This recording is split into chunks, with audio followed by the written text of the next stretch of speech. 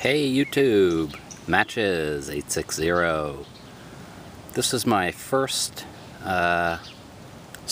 video that'll end up being a set of videos of estate pipes.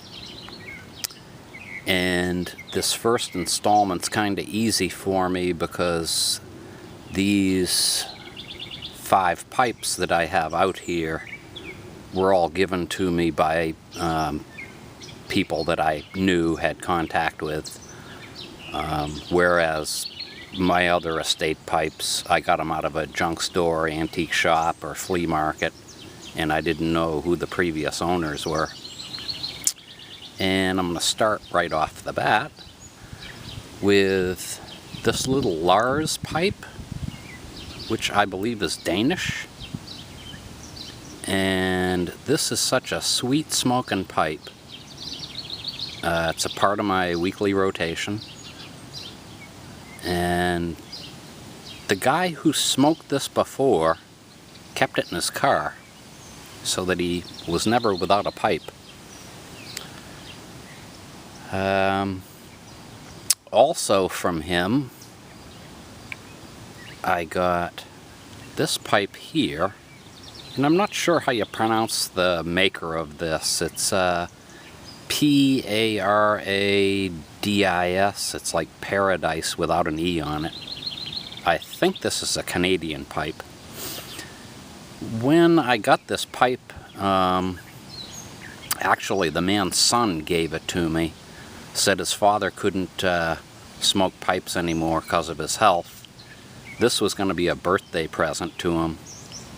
I offered to buy it off of the son, and he said, no, I want you to have it. So I got this brand new. Really nice.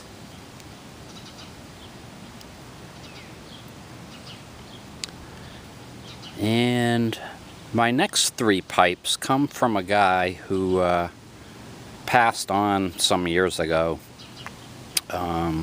He was a resident where I work, and he had no family. He called me up one day and said, you know, these pipes are going to end up in the trash. Why don't you take them off my hands? And I wish you could have seen these things before he gave them to me. This pipe was literally black. That's how dirty it was. This is a Sheraton, by the way. It had about 8 layers of dirt on it. And I didn't know until I got all the layers off that it's actually a sandblasted pipe. Really nice. The bowl's a little bit big for me, but when I want a long smoke, it works out really well. This pipe here was interesting. He said he got this in Europe. It says Greenwich House on it. I'm not sure about where that is or whether it's a shop or what. You can see the stem's got some really bad oxidation on it. But this one also had house paint and grease and everything else on it. When I got all the dirt off it, I found out it was really nicely machined on the edges of the bowl. It's really a beautiful pipe. One of my favorites. And the last one, I'm not an Umpal pipe guy, but this makes for an interesting piece in my collection. And I'm guessing that this is a Sassini.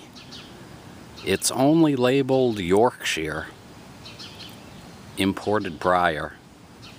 Sassini made a pipe like this, and I read that on their seconds, all they would do is put the name of an English, what do they call them, towns?